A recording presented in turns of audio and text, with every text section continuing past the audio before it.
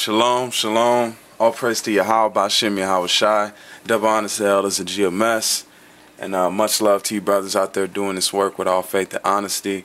And today's a special day. And because today we're going to be looking at, usually I do news on this channel, but today the spirit has been weighing heavy on me to do this.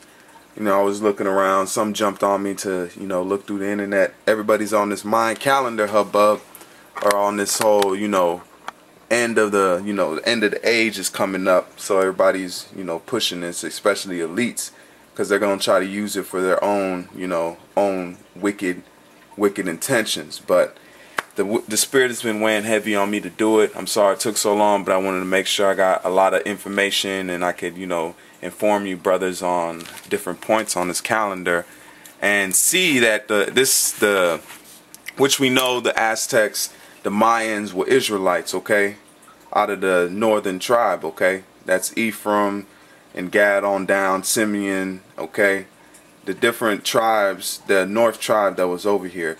So the Most High know that he does nothing but he revealeth unto his prophets, which we know that there was prophets in those tribes. So these men, whoever he gave these codex to, which he came down to, however they got them, they got it from on high. And now the interpretations for now, okay? And through the spirit of Yahweh Ba'Shem Yahweh Shai, I'm going to break this down.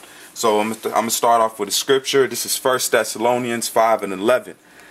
And it says, "Wherefore comfort yourselves together and edify one another, even also ye do." Okay, so this right here is more of an edification video for you brothers that want to, you know, dive deep into it. You can go deeper and just let the spirit do its thing. And I got another scripture for you. This is 2 Corinthians 12:19. This is 2 Corinthians 12:19, and it reads, and it says, "Again think ye that we exhort yourselves unto you.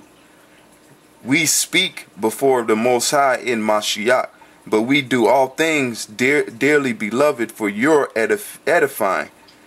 Okay, this is for the brother's edification, man. The Most High is making me do this to edify the nation, okay, to edify the elect, okay, the 1/3. And let's keep reading on that. It says, "For I fear lest when I come I shall not find such as I would, that I shall be found unto you such as ye would not, lest there be this debates, envying, wrath, strifes, backbiting, whispering, and swelling and tumult." So that's it on that. So let's get into this. Let's dive into it. This right here is the Aztec calendar. Also, the Mayans use a somewhat of the same type of calendar system, okay? And what do we use today is the Gregorian calendar, okay? And I wanted to touch on this a little bit because this is what we use today. And I'll read the definition of it. And this is the Gregorian calendar. And it says the Gregorian calendar is also called the Western calendar. And a Christian calendar is exterminately the most widely accepted civil calendar. It was introduced by Pope George the 13th, after whom the calendar was named by a decree signed on 24th February 1582.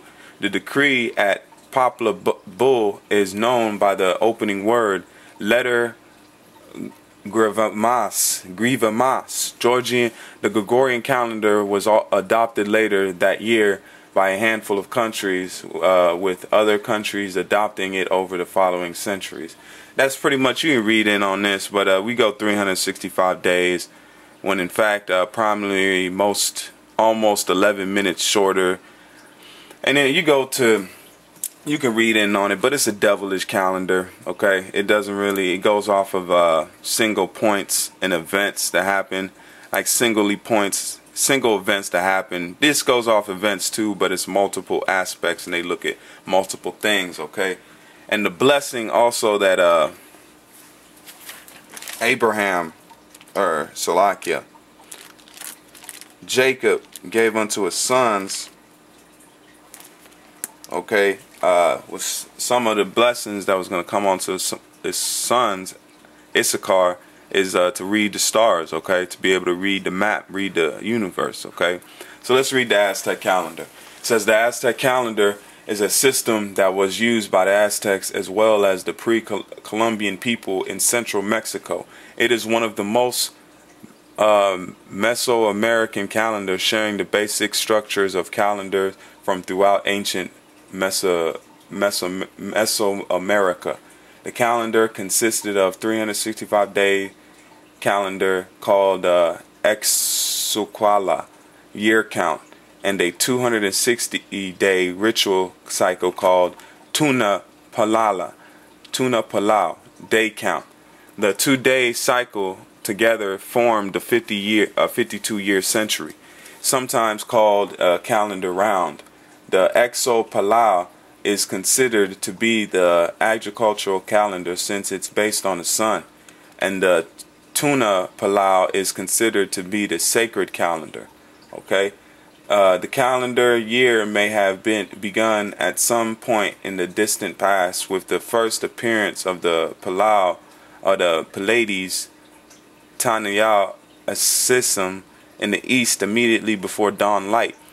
The Halal rising, but due to the persistence of the Earth's axis, it fell out of favor to a more consistent reference point as a solstice or equinox. Early Spanish chroniclers recorded it being calibrated in approximately with the spring equinox. Okay, and this right here, these symbols, if you can see, I'm gonna dive into these heavy.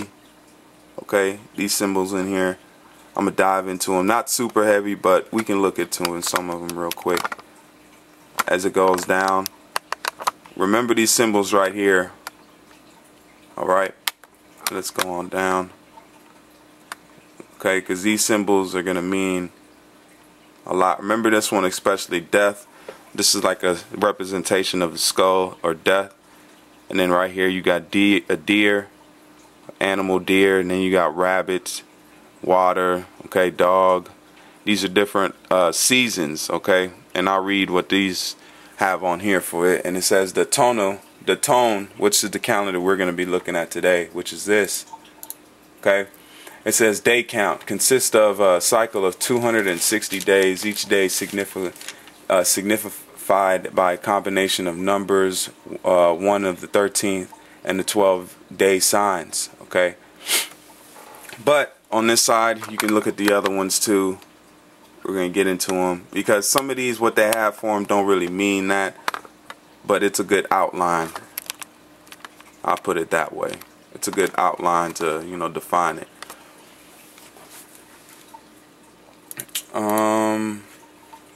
And I wanted to show some of these. I'll try to post this link on the video too. This is to show that the Aztecs were dark skinned. Okay, they had dark skin. It wasn't just, you know, you can even see in this one. Let's try to zoom in on this little guy.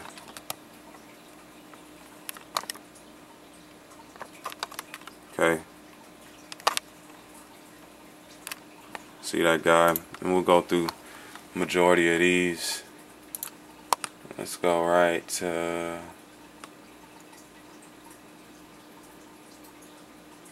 let's go to children.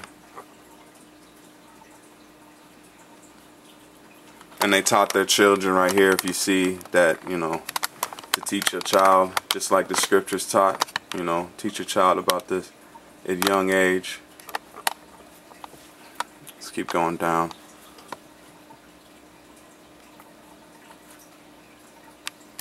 Let me find the one I wanted to show you guys.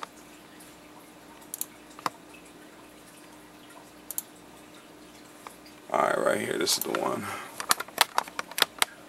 If you see, that's even this guy up here is very dark skinned. Okay.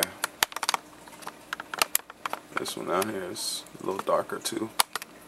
But just to show you, you know, we can go in depth on it, but right here to show you, this is a very Negro looking man right here.